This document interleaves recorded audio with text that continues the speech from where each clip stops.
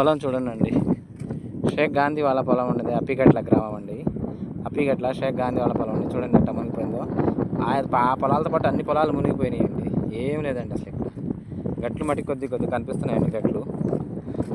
పొలం చూడండి ఎట్లా మునిగిపోయిందో. చెరువులోకి వెళ్ళాలన్నా కూడా గట్ల మీదకి వెళ్ళాలన్నా పాములు తిరుగుతున్నాయండి.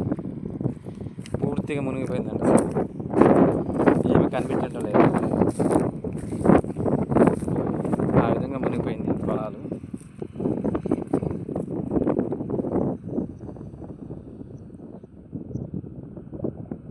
అట్లా మునిగిపోయినాయండి పొలాలు. ఏం లేదండి పొలాల్లో. పెట్టినవి అంత ఎదబెట్టి కానీ నాటినవి కానీ చాలా దెబ్బతీసిందండి ఈ వాన.